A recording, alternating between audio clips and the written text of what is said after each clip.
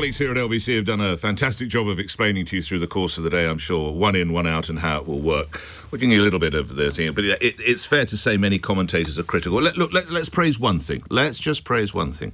We are now talking with the French, which is a positive. And after the rather disastrous tenure of Liz Truss, where when she was asked did she see Emmanuel Macron as a friend or a foe, she couldn't bring herself to answer. At least we are now in an entente cordiale or entente amicale, whatever you want to say. So that's positive. But this deal, as you know, Sir Keir Starmer and Emmanuel Macron have announced what they call a groundbreaking returns agreement, which they say, or at least Sir Keir says, will deter migrants from crossing the English Channel in small boats. But to be even-handed, officials are already saying there are significant challenges, not just with the EU, but also legal challenges to meet. But after days of speculation, they finally got there. And here's Sir Keir Starmer on this one-in, one-out deal. I'm pleased to announce our agreement today on a groundbreaking returns pilot. For the very first time, migrants arriving via small boat will be detained and returned to France in short order. In exchange for every return, a different individual will be allowed to come here via a safe route, controlled and legal. And the French take on it, President Macron. You need to understand that since Brexit, and I'm saying all this quite honestly, I know it's not your case, Prime Minister, but many people in your country explained that Brexit would make it possible to fight more effectively against illegal immigration. But it's in fact since Brexit that UK has no migratory agreement with the EU. In fact, the precise opposite what the Brexit has promised. I don't know if it's Brexit or perhaps... don't know if that stops the gendarmes taking action, but again, that's an idea that we can explore. Now, while that was going on, we discovered just over 200 migrants crossed the Channel on that day, the same deal. The leader of Reform UK, Nigel Farage, was on a boat in the English Channel, amazingly accompanied by some journalists, to witness those crossings, something remarked upon by the PM. Whilst we have been working hard to get the returns agreement, others have been simply taking pictures of the problem. And that is where the politics is. It's this, we have to show that pragmatic politics is the way to deliver the results which matter for both of our peoples. Be in no doubt. Be in no doubt. They are so rattled for Sir Keir to address Nigel Farage in that press conference. Why let everyone know the bloke's got under your skin? Just ignore him. If you ignore them, they go away. But that's how rattled the Prime Minister, and I would argue the government is. And Mr Farage subsequently responded. I don't think this so-called deal will make any difference at all. If we even try to deport people across the Channel, we will run straight into the European Convention on Human Rights. The lawyers will have a field day. Well, some of those points we'll put to the Home Secretary later in this hour. But first up, Glyn Williams, who regularly helps us with matters such as these. He was formerly the Director General for Migration and Borders Group at the Home Office, serving relatively recently until 2022. You're a bright man. You know the questions coming your way. Very simple. Will it work? Good morning, Mr Williams. Well, I think it's a step in the right direction, Nick. I mean, I think it's obvious that the solution to this is going to have to be a policy and diplomatic solution involving France. And this agreement, such as it is, I hope, a stepping stone to a bigger and better agreement with France in terms of numbers. The key point that we've got to do now is to establish robust legal and administrative processes to actually get people moving in both directions under the control of the French and British authorities, rather than the free-for-all that we've now got. And that's the key initial challenge. We've got to... Yes, there will be legal challenges in the courts, both here and possibly in France, and there will be administrative challenges, and those have to be overcome and a mechanism established. I agree. The French connection is much healthier than we were in previous administrations, so we celebrate that. But what of the legal hurdles? What of the EU challenge that has to be met? Remember, they have to ratify it, Mr Williams. I'm not sure that... Well, I think that's quite... I mean, this was an issue when I was there, and there was quite a complicated legal debate about European competence in this area. I think basically if there is goodwill on the European side, and we're supposed to have had an EU reset, I think they can make this happen. I mean, it's not like we're threatening to send people back to Italy or Greece or wherever. No.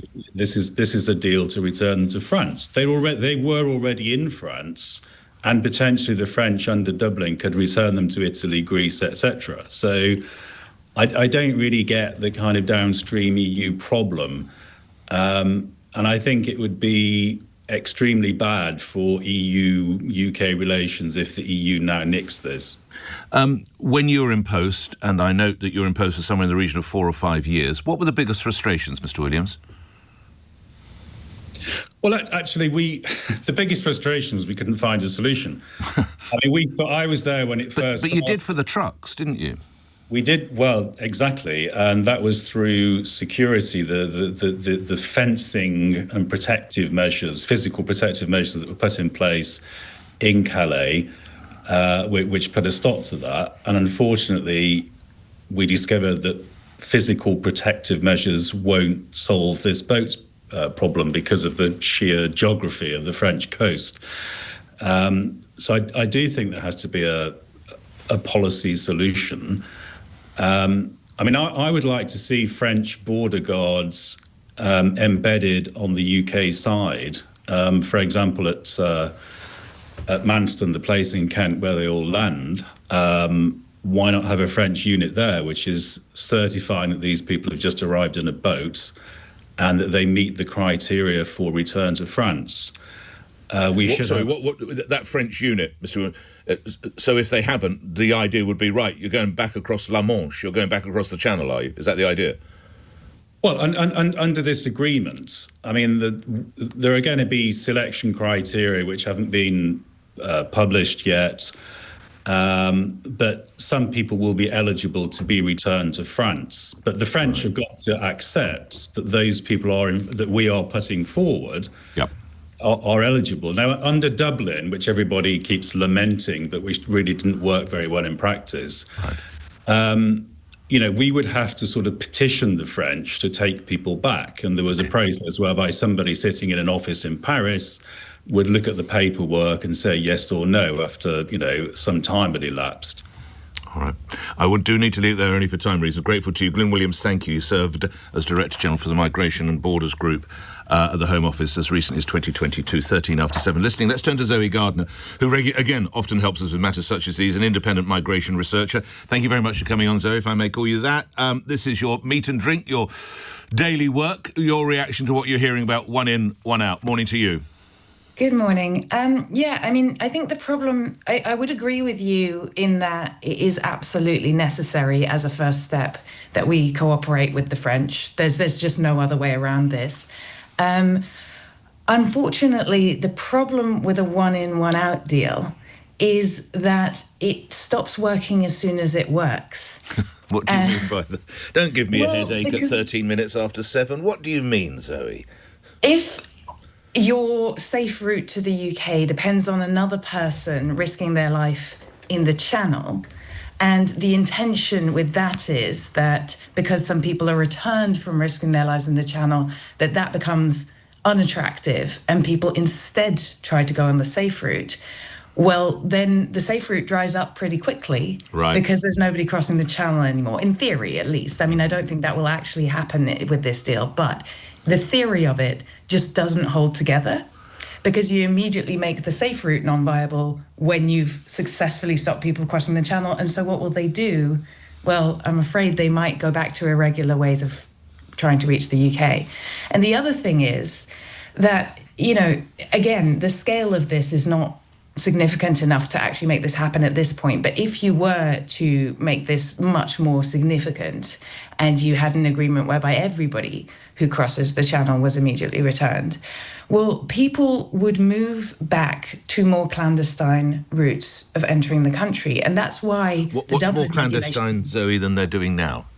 Well, people used to enter using lorries and trucks. But I think we have good scanners now, don't we, and heat detectors. Sorry to talk over you, it's only because we've got to get to the news in a moment, but do we not have the heat detectors now, no? The fact of the matter is we know that quite a few people are still coming through that kind of route. There's a very significant part of the asylum applications we receive in the country that we can't explain how they've come into the country. We don't have that information. So we know some people are still coming through different routes. The small boats only make up 40% of asylum seekers in this country. So I think what you'll do if you make the small boats non-viable is not that you'll make these people disappear. You'll just force them into other routes. And if those safe routes are expansive enough, then great, that might be the answer. But they don't sound expansive enough at the moment. Zoe, I will leave it there. Have a good weekend. Only for time reasons, thank you, Zoe Gardner, independent migration researcher. One in, one out, but are you in doubt? We'll take your calls on that.